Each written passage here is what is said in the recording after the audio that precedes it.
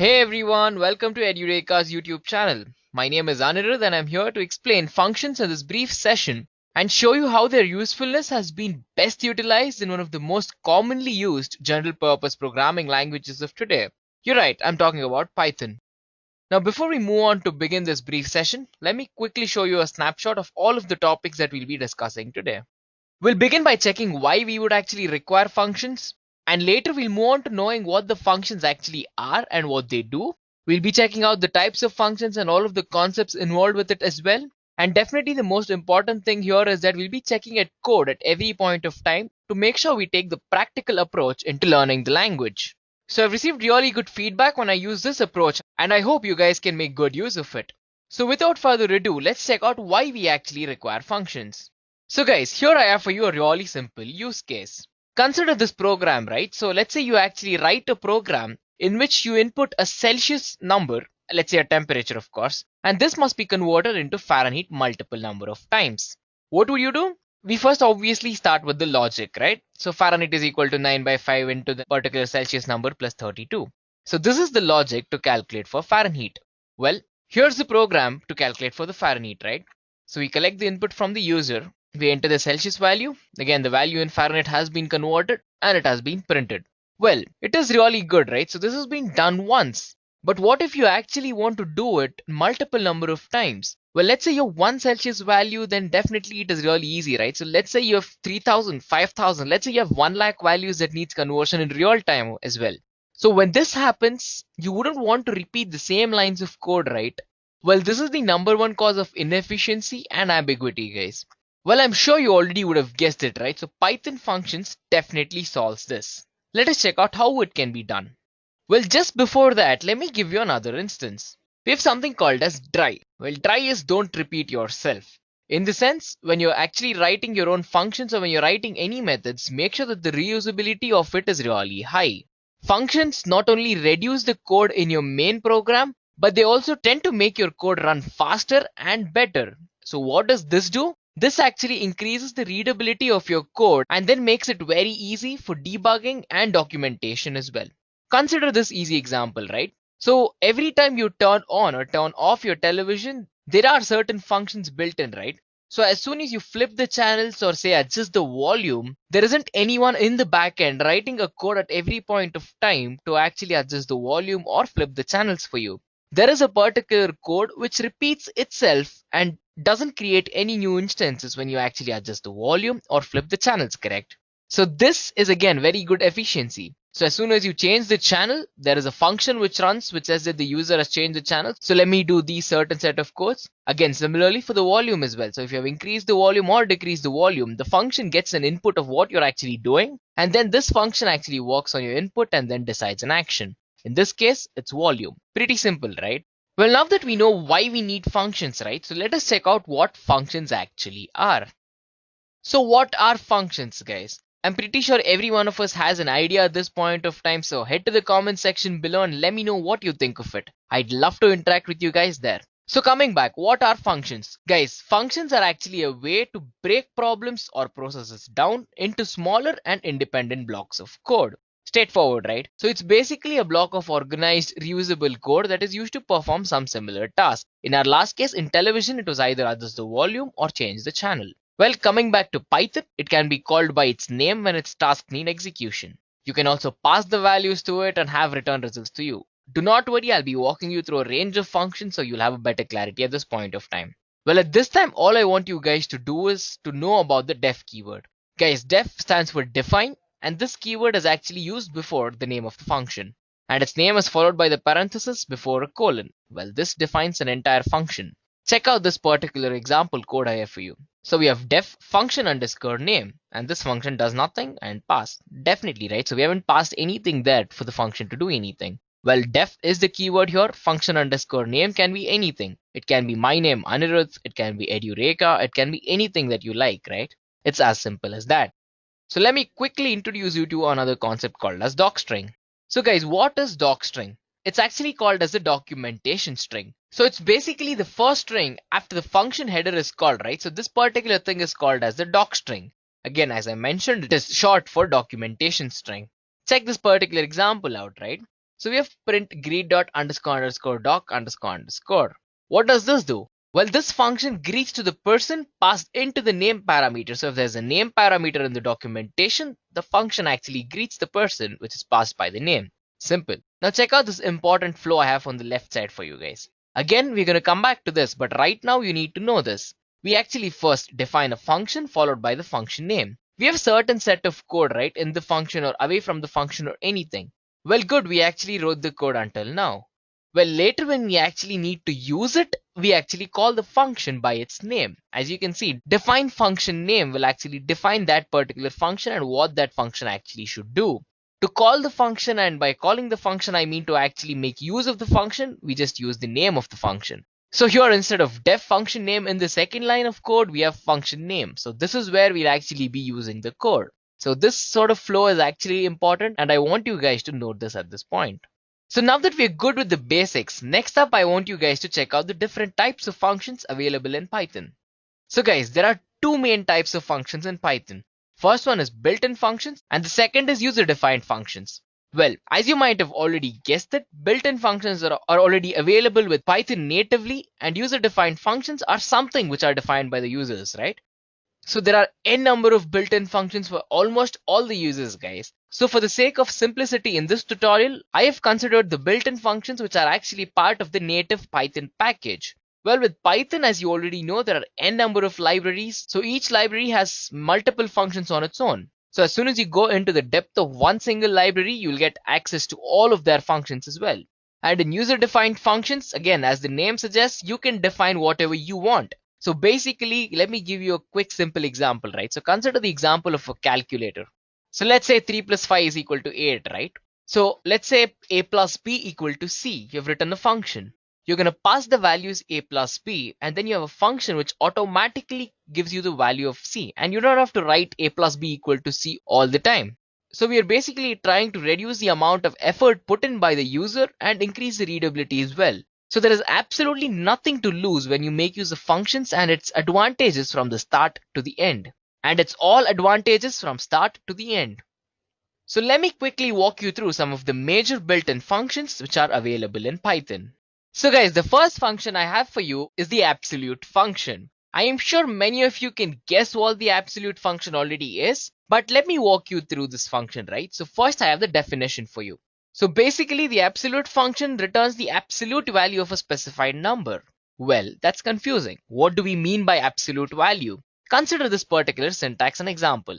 Well, the syntax is abs of n. Here abs is the keyword and n is the parameter passed. So n can be anything, right? So it can be 0, it can be 100, it can be anything. It has to be an integer here, guys. That is really important to note. So here all we're trying to do is we're trying to return the absolute value of a number. So consider the example, right? So we have a complex number here. X is equal to absolute of 3 plus 5j. Well, what does this do? So this basically calculates a number for us, which is actually a complex number in this particular case, and then provides the absolute value for it. So let's say instead of a complex number, we had absolute of -7. What do you think was going to be the answer, right? So it's going to be 7, obviously. So in this case, it was -5.83. And since it's absolute, minus has been removed and it's here. So what is the answer to x is equal to absolute of -10.5?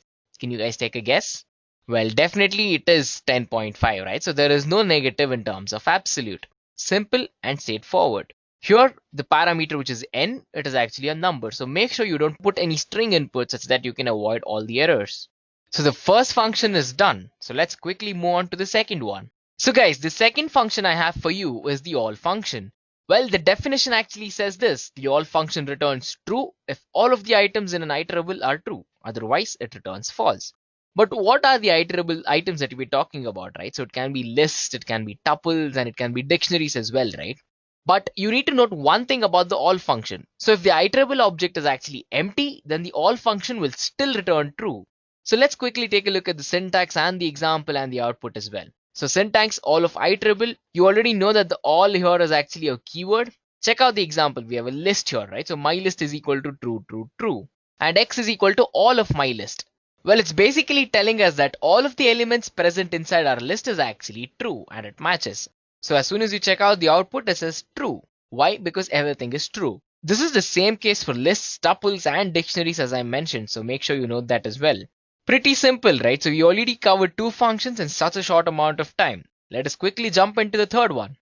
So this third function is a very interesting function, guys. So it is ASCII. I am pretty sure many of you actually know what ASCII is, right? So ASCII actually stands for American Standard Code for Information Interchange. And all it does is it is a character encoding standard, guys. So it is basically used by computers to actually understand. So we understand A to Z and 1 to 1000 or 1 to million, right? So how can computers make sense of this information in their low level language is exactly through ASCII. So what does the ASCII function do in Python? Well, the ASCII function actually returns a readable version of any of the objects. Here, objects are strings, tuples, and lists or anything, right? And the ASCII function will actually replace any non-ASCII characters with escape characters. So if it's an ASCII character, well and good. If there is no ASCII character, it will actually escape that particular character, guys. So here's the syntax. Check it out. We have ASCII of object, again ASCII being the keyword and object being the parameter. So what is the object parameter here, right? So it's a string, it can be a list, it can be a tuple, it can be a dictionary, and anything you want in your particular instance. Check out this simple particular example here. So we have an x equal to ASCII and my name is Tale. The A here is spelled very differently and it does not have an ASCII value mapped to it, right? So if it was just stale, then you would actually get the ASCII output. Well, since here it is not a valid ASCII character, Python actually puts an escape sequence there and it actually escapes that particular thing and prints out the rest of the thing. Simple, right? Well, I'm going to assure that all of the functions are actually as easy as this, and then it would make your life easier to know what each of these functions. And at the end of the day, it will make your life really easy knowing what all of these functions do. So on that note, let me quickly move to the next function. So the next function I have for you guys is bool. Well, bool actually stands for Boolean. Can you quickly take a guess again? Cool, I am sure you would have guessed it by now. The bool function actually returns the Boolean value of a specified object. Well, it will actually return true unless it meets empty parentheses or empty brackets, or if the object is false, if the object is 0, and if the object is none as well. So all these cases are when it can be false, but any other time it will actually return true. So let me quickly walk you through the syntax. Bool of object, bool being the keyword, object being the parameter. So what is the object in this particular case? It can actually be string, it can actually be list, it can actually be number or anything, right? So check out this particular example. X is equal to bool of 1. So as soon as that happens, since it doesn't match with any of our false criteria, we got it as true. Simple, right? And now that we are actually done with the bool function, let us quickly check out our next function. Next function is enumerate, and this is definitely interesting, guys. So the short form of enumerate actually stands for enum. But in Python, we actually use enumerate. So in case you're coming into learning Python from an other different language, say C, C++ or Java or something, you would realize that enumerate here is the same as enum there. Again, let me quickly show you the definition of it. So the enumerate function actually takes a collection. Again, a tuple is a collection, right?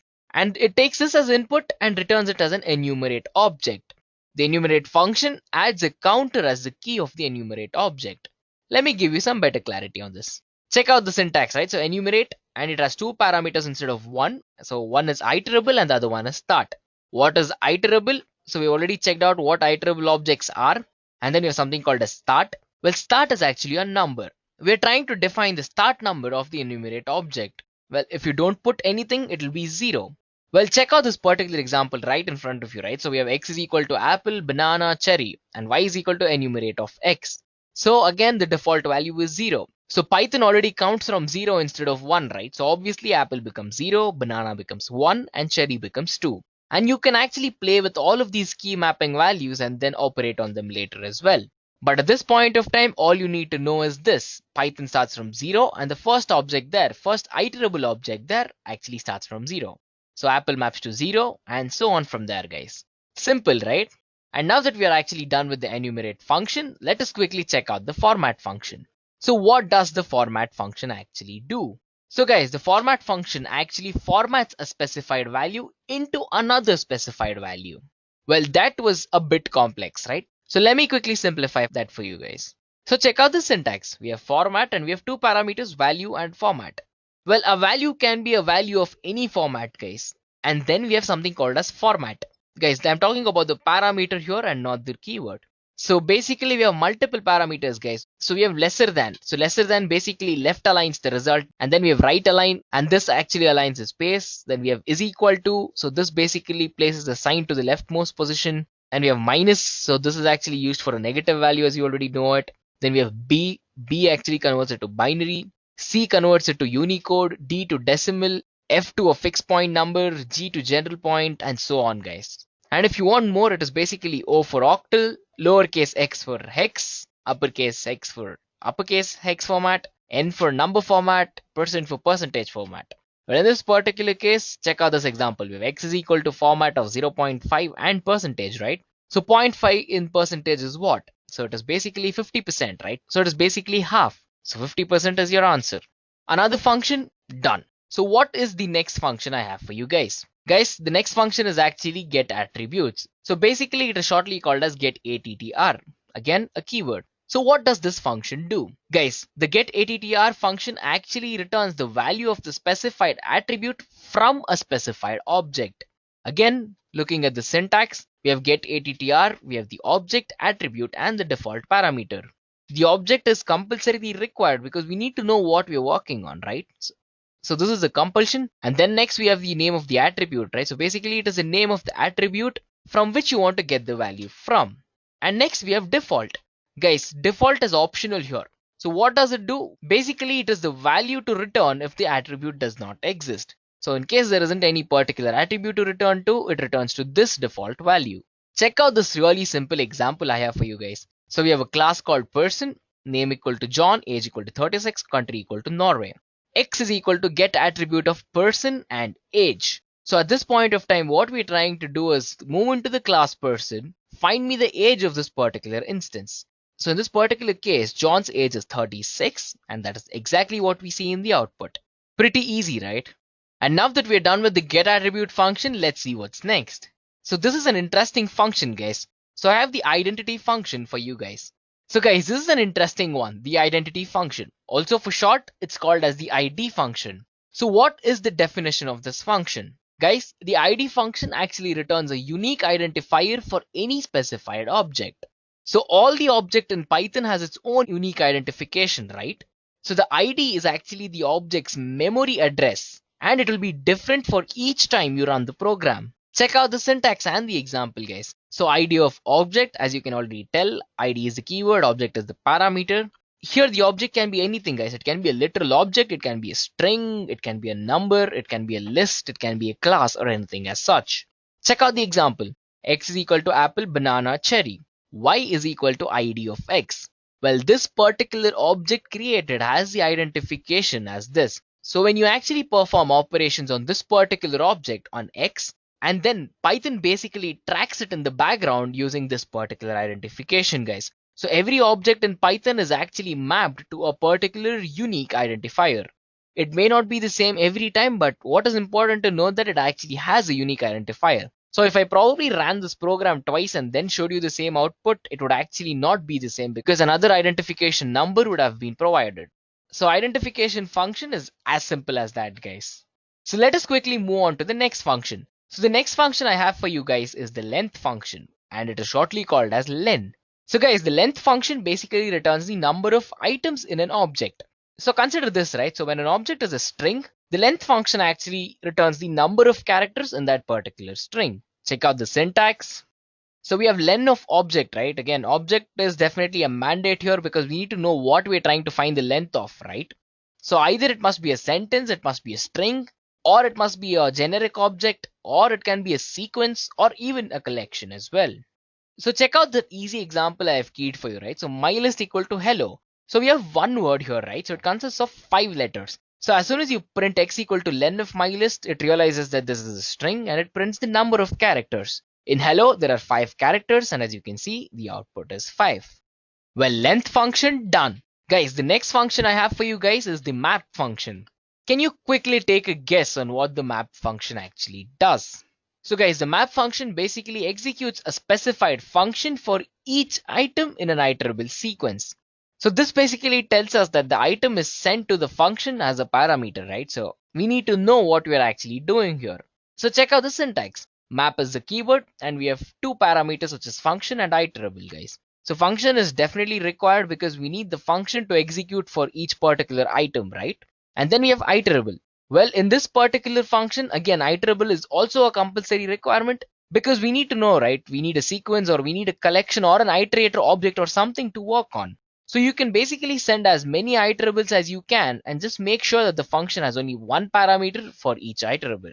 Quickly check out the example and the code, and I'm pretty sure you guys will figure it out on your own. So basically we have defined my function of n. Again, defining the function name of the function is my function, my func, and then the parameter is n. What we are actually going to do is we are actually going to return the length of our input parameter. Check out the next line. X equal to map of my func, and then we are passing it three values: apple, banana, and cherry, right? So what do you think is the length of this? So each individual object can be iterable, right? So apple has 5 characters, hence 5. Banana and cherry has 6 each, so 6 characters each. Again, pretty simple and widely used, guys. So this function actually helps you a lot when you're actually trying to map something to a key or when you're practically trying to make use of this. So now that that's done, let me quickly walk you through the next function. So guys, the next function I have for you is the min function. Min or minimum, right? So this function basically returns the value with the lowest value, or it returns as an item with the lowest value in a particular iterable. So if the values are strings, then alphabetic comparison is actually done. Let us quickly check out the particular syntax here. So we have min of n1, n2, n3, right? So it can be any number of numbers. And then we can have another syntax actually, right? So what do we do if it's an iterable? So instead of n1, n2, and n3 or so on, we're gonna have min of iterable, guys. As simple as that. But check out the example here for simplicity's sake. We have x is equal to min of 5 and 10. So it's as simply as saying what is the minimum of 5 and 10. So which value is minimum here? 5, right? So if I had to give you another example, what is the minimum of 1000 and 10,000? So whatever is the minimum number is output, right? So in that case, it was actually 1000. So it is as simple as that, right? So I don't think I need to explain more about this. And you guys got a pretty good idea about it already. So moving on, next I have for you guys is the POW function. POW stands for power. So it's basically exponentiation here, guys. So the function actually returns the value of x to the power of y. Well, in this particular case, x raised to the power of y, guys. So there are two parameters present, right? So what is the base and what is the power? So if there is a third parameter, then it returns the x to the power of y and the modulus of z. Quickly check out the syntax and the example, guys. So we have 3 parameters in this case, right? So it is pretty simple to pick up 2 parameters. So let's say what is 2 power 3? The answer is 8, correct? So what is 4 power 3 again? It is 64. If we actually require the modulus of this answer, then that would become our z parameter in this particular case. Since we haven't done it, 4 power 3 remains to be 64, and that is the exact output that we get. Simple, right? It is as simple and as easy as that, guys. So next up I have for you is the print function. This is probably the first thing that you would learn as soon as you start Python, and this is definitely not the last thing. And this is definitely not as easy as it sounds. So it basically prints the specified message to the screen or any other standard output device. Well, most of the time it is the screen, but you can actually do it to other devices as well. So print. So print, we have objects, then we have separators, and we have files, and we have flush, and we have so much around here, right? So let me quickly walk you through all of these in a simple way. So objects basically refers to any object, right? You can have any number of objects you want. All of these will be converted to a string before it is printed. And then we have separator, guys. Guys, separator is actually an optional parameter, and you specify how to separate the objects if there is more than one object present. The default separator is actually double quotes. And then we have end. Well, again, another optional parameter. So we use this to basically specify what to print at the end. The default is actually /n because again, we're going to move to the next line as soon as something is printed. And then we have file. All of these are optional, guys. So basically file and flush, everything is optional here as well. So file is basically an object with the write method. That's it. But what if there isn't anything? Well, the default parameter of the file object is actually sys.std out. So it is the system standard out, guys. And lastly, we have flush. Well, again, flush is another optional parameter as I told you. And this is basically a Boolean specifying if the output is true or false. Well, here is a computer science term for you guys. If the output is true, we call it to be flushed, or if the output is false, we call it to be buffered. What is the default output? It is buffered. So what is buffered? Buffered is false. So the default output is false, guys. Again, probably the most widely used example ever I have for you guys is printing hello world. So print, Our separator is the double quotes and we're printing hello world. Again, I hope no more explanation is needed for this particular function, guys. So moving on, we have the setAttribute function, guys. So this function basically sets the value of the specified attribute of a specified object. Again, object here is required because we need to know what we're working on. The attribute is required because we need to know what attribute we have to set and the value, right? So we need to know what value to what attribute we set. So if you already remember, we actually did the getAttr, right? So we actually outputted a function and now we're going to basically set it. So check out the simple code I have for you guys. We have class person and then name equal to John, age equal to 36, country equal to Norway. Same as the previous example, right? So here we're using another syntax set attr of person, age and 40. All we're trying to do is instead of John having his age to be 36, change the age of John to 40. So go into the class person, look for age. So whatever is there, change it to 40. As simple as that. Again, this is a fairly straightforward function, guys. And next up I have for you is the sorted function. What does this do? Well, the sorted function actually returns a sorted list of the specified iterable objects. You can actually specify the ascending or the descending order as per your requirement. The strings are actually sorted alphabetically and the numbers are sorted numerically. As simple as that. But you need to know that you cannot actually sort a list that contains both string values and numeric values. So you either can do it for numeric values alone or string values alone. Got it, right? So check out the syntax. So we have something called a sorted and we have three parameters, right? So iterable, key and the reverse. Iterable is definitely required because we need to know what sequence we need to sort, either if it's a list, dictionary or a tuple. Key is optional, guys. Key and reverse are actually optional here. The key is basically a function which is used to decide the order. Well, what if you don't give any order? Default is actually none. And then we have reverse. So what is a reverse, guys? Again, it is an optional function as I told you, and it definitely is a Boolean function. So false will actually sort it to be ascending and true will actually sort it to be descending. Default is false, so default is actually sorting via ascending method. So check out this particular case I have for you, right? So we have a set of values for A. We have B, G, A, D, F, C, H, E, whatever, right? So X, as soon as we print sorted of A, the default value is false. So in this particular case, what happens is that, so it actually orders it for us in the ascending order. So the values actually went from being gibberish to be neatly sorted as shown here. Again, another easy function, done. So this brings me to the last built-in function for this session. So I have the type function for you guys. So the type function basically returns the type of a specified object. So again, check out the syntax. We have type, which is the keyword. We have object, basis, and dictionary, right? So the first one is required. We need the object here because we need to know what we're trying to find out. The basis and the dictionary are actually optional. So basis actually specifies the base class and the dictionary actually specifies the namespace with the definition of that particular class. Well, it is not that you need to worry about this right now, but then definitely this particular parameter, which is dict, is actually useful later. But for now, since I'm introducing functions to you, let's stick to the basics. So check out this particular example. I have A equal to apple, banana and cherry, B equal to hello world and C equal to 33. So as soon as you try to find out the type of A, B and C, you can realize, right? So the first one, as soon as you look at it, it's a tuple. Second one, as soon as you look at it, it's hello world. And third one is definitely an integer, right? So A, B, C respectively. So again, as easy as that, guys. So those were a lot of functions, and I actually recommend that you guys pause the video at every point of time and make a note of all of the important stuff that I've said here, guys. So this will actually take you a long way in learning Python. Well, now that we're actually done with the built-in functions, again, let me quickly give you a recap and then start with user-defined functions, guys. So what are user-defined functions? Again, as I said, we'll be taking the code-first approach here. So here I have for you guys two simple syntaxes. So the first one is how we can actually create a function, and the second one is on how we can actually call the function. So we have actually looked at this when I previously told you, but let me quickly tell it again. So again, define my function. Define is the keyword. My function is the name of the function. So what do I want this function to do? I want it to print hello from a function. So this is actually the body of the function, and as soon as the function has been called, it's going to print hello from a function.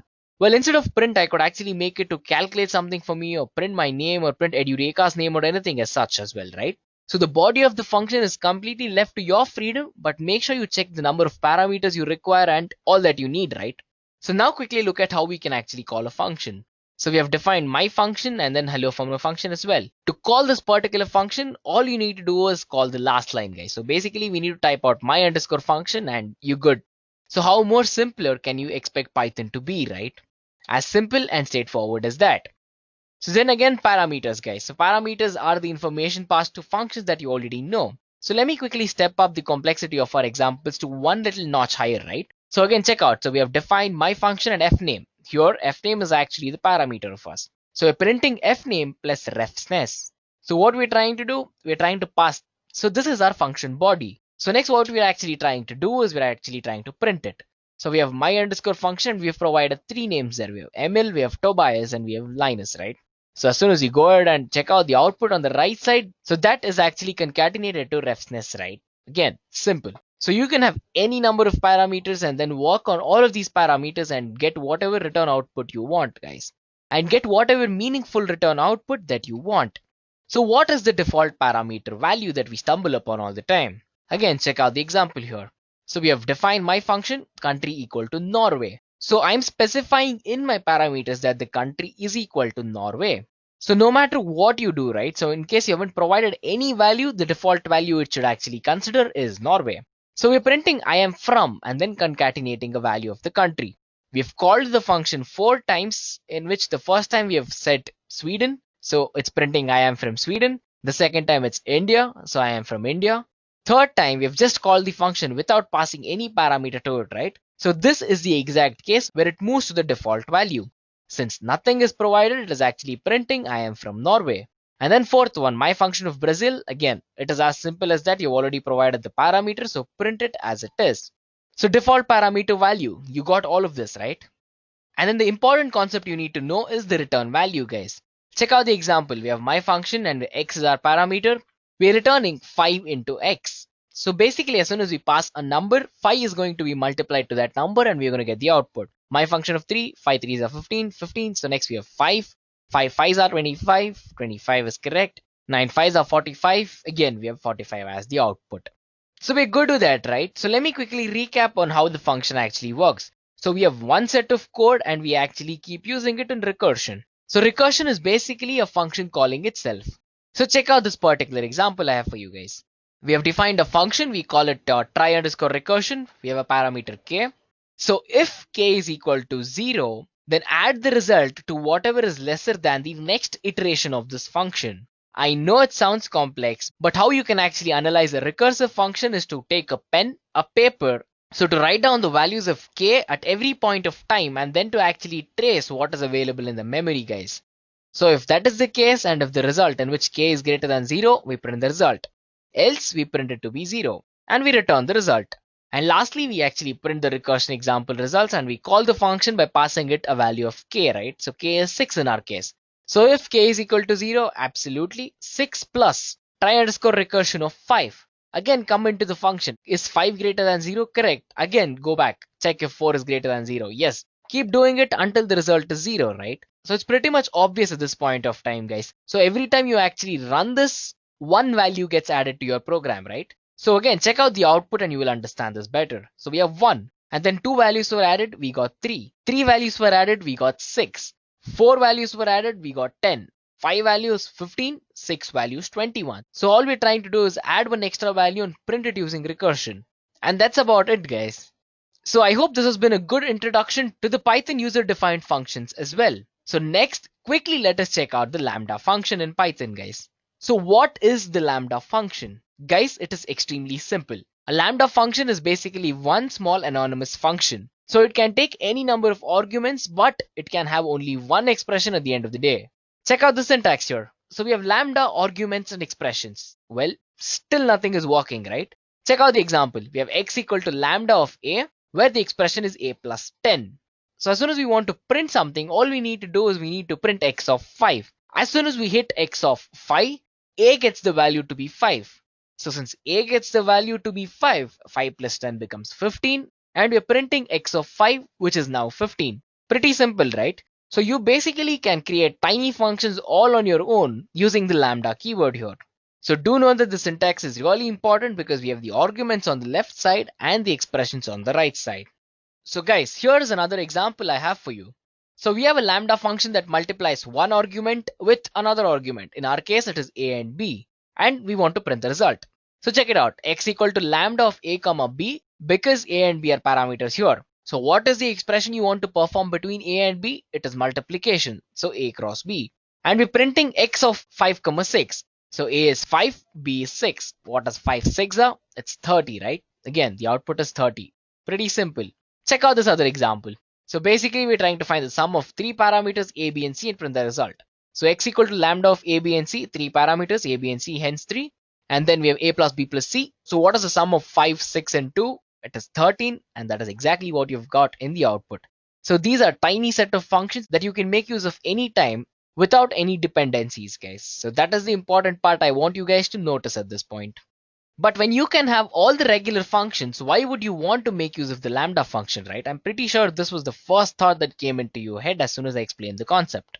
Well, the power of lambda is actually better shown when you use them as an anonymous function inside another function.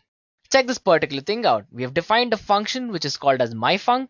I have one parameter n. And then we're actually performing another function inside our function. And this is basically telling us to return the lambda of a cross n. So whatever n value has been provided, we're going to use the lambda function as in a tiny function there to provide us the multiplication of a value with a particular n value, which is the parameter. Simple. So check out this example, guys. So we basically use that function definition to make a function that always doubles the number that you send in. So we have defined my function of n, lambda of again a into n, right? So it's pretty much the same example. And then we have a variable called myDoubler, which actually is sending the parameter 2 to our n value. So what do you think is going to happen as soon as I print the value of myDoubler of 11? Pretty much simple. 11 gets multiplied by 2 because 11 is passed as a function into the myfunc through myDoubler. So here a and n becomes 2 and 11. So what is the product of 2 and 11? It's 22. Pretty much simple, right? So here's another last example. So basically we can use the same function definition to make a function that actually triples the number that you send in. So what I want you guys to notice that check out the function definition. It remains the same. So define my function of n, return lambda of a into n, perfectly same. myDoubler, my function on how many times you want to double it. So double is 2, so 2. myTripler equal to myfunc of 3. So I want to triple it, so multiply 3 times. As soon as I print myDoubler of 11, 11 into 2, 22 is the first output that I get. Print myTripler, 11 into 3, 33. That is the second output that I get. So what I am trying to convey to you guys is that you wouldn't have to rewrite all of these functions at every point of time, right? So the definition of the function remained same. How we call it and how we get our output is actually depending on us. And that is what makes functions efficient and one of the biggest concepts that you need to learn in Python, guys. So with that, let me quickly conclude the session for you guys. So basically we found out why we require functions and later we moved to knowing what the functions are. And we checked out how we can work with functions in Python. And later we checked out all of the major built-in functions that are available in Python. And then I introduced the concept of user-defined functions as well. And lastly, we checked out all of the lambda functions, and I hope you guys understood every single concept of this tutorial, guys. So in case you still have any queries about Python and in case you want to learn Python, so guys, it is at this point of time I'd like to tell you that I've curated an in-depth video on Python meant for beginners, guys. So I'm getting some really good feedback on that, so I want you guys to check it out and let me know what you feel about it. So we have in-depth videos for majority of the advanced Python concepts as well. And then make sure to check out the recent Python projects video as well. So that is it for this small session, guys. I hope you took away some real good points from here and that this helped you kickstart your Python functions learning. So thank you guys. You know what to do. If you have any queries, leave a comment and subscribe to our channel for more information on the latest technologies and the courses offered. I hope you have enjoyed listening to this video. Please be kind enough to like it, and you can comment any of your doubts and queries, and we will reply them at the earliest. Do look out for more videos in our playlist and subscribe to Edureka channel to learn more. Happy learning!